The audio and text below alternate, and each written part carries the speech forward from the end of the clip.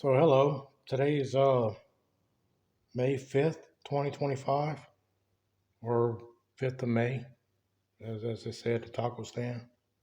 I wanted to go ahead and make a quick video on how to verify and value your certain coins. And so I've been working on this little stack. This is something I got into. I've been wanting to build up my junk silver in my stack. So I've been picking up a few coins here and there. And this came up in a few discussions online in a few places that, how do I verify it and how I, actually tell the values of certain things.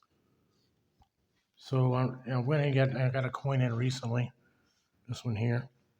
And so we're going to go ahead and test this out today and kind of go over everything. And there's a few, this is some of the methods that I use.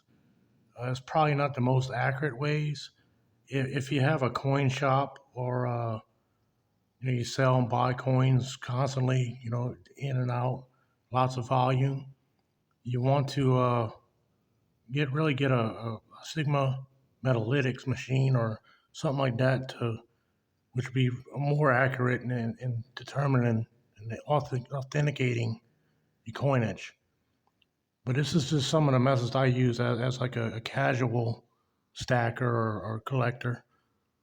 So I got a few things here. This is just homemade. You seen those silver slides? This is something was just kind of homemade. It's the same principle. I bought some diametric magnets and it made a whole row under here, and we just covered it with a Crown Royal bag, and then just piled them out in the piece of had some cypress wood laying around. So I went ahead and just put that together. Just a homemade thing. The biggest thing we have to need is pocket pinger. I know a lot of people have seen these pocket pingers. They come in really handy. You can put them right in your pocket and go to coin shows or coin shops and check things if you're not too sure. Another thing you might need is a caliper. I think I picked this up at a Harbor Freight, like maybe $20, less than $20. Something else you would need: a jeweler's loop. You get these on Amazon. They're pretty cheap, like $10, maybe less than $10. Then you'll need a little scale. And these are really, I had this thing for a really long time. Uh, you can pick them up on Amazon too, like, just a few dollars. You need a smartphone or digital telephone, because it really ain't that smart. And the red book. The red book, you don't really want to use this for just value. It's going to come more. I'll probably do this in two parts, so I'll go over a little bit more on this one in the second part. But it'll give you a lot of information on certain coins, like weights and dimensions and things like that. So we'll go over that a little bit. So the coin we want to check is this one here. So I just got this in recently. It's a 1933S. You can make out the date on that.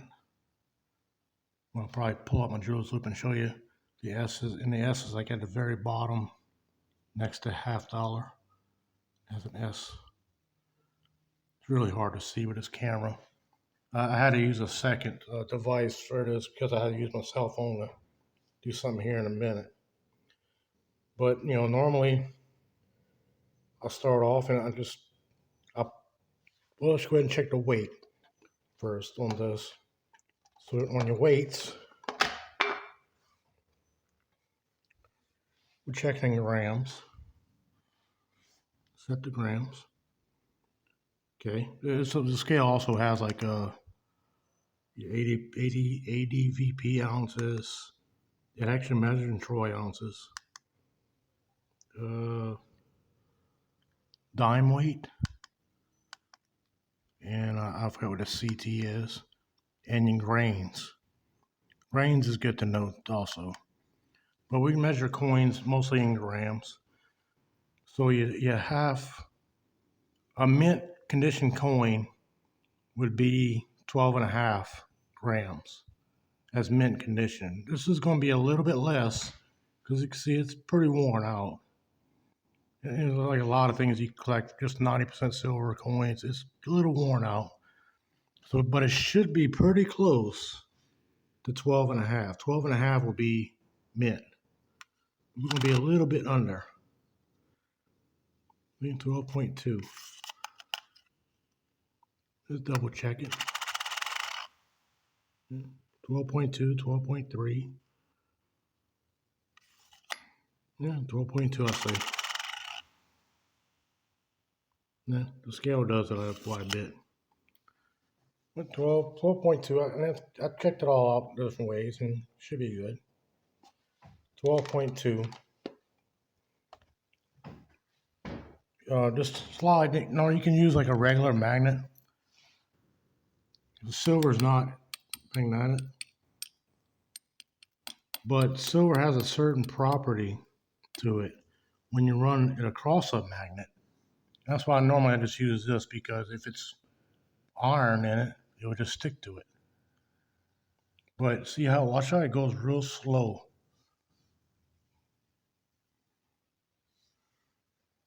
See how it goes slow across the magnet? It doesn't necessarily stick to it, but it doesn't just slide right off. So that's one way of checking it. So we check our dimensions for things. But the most reliable way, and I'm gonna have to do this, if I can set this up with the pocket pinger.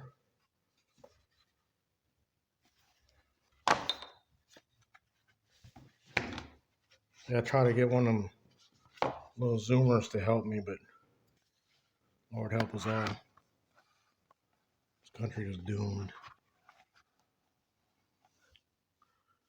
Okay, so we set this up in our little pocket pinger. And you'll put this in there, and you can give it a little whack at its stick.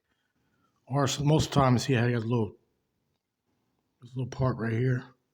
If you just give it a little flick, you can hear it. But that's why I have my digital telephone, and I would go to this Ping Coin app. I have two apps there. This one's more the Coin Snap. That's more for like identifying foreign coins. But the Ping Coin app, you can see there's lots of different coins you can choose from. And you kind of want to go down. You got Franklin halves, Walking Liberty halves, Morgan dollars, Peace dollars. We're checking a Walking Liberty half. And I'm going to ping it.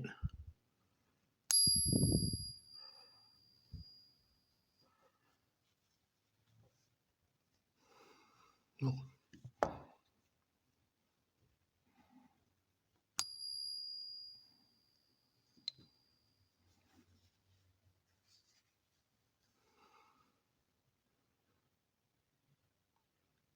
So it says it's authentic.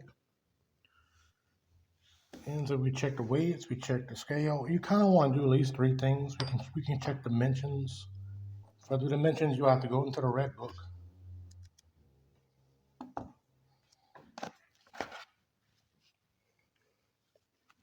To get our dimensions on this coin,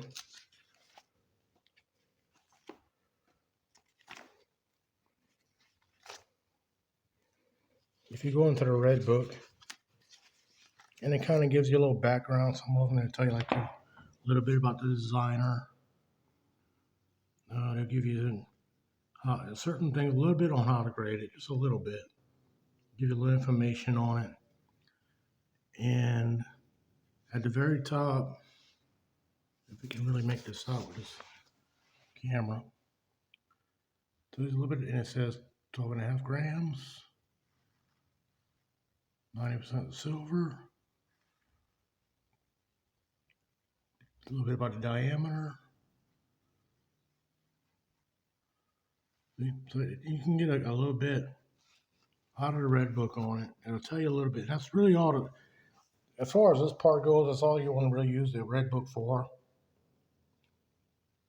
But we'll go a little bit more into how to actually uh, value the coin, at least how I do it. Like I said, if you run a coin shop, you'll probably use like gray sheet and things, but this is how I would do it. And I'll just go over that here in a part 2 video.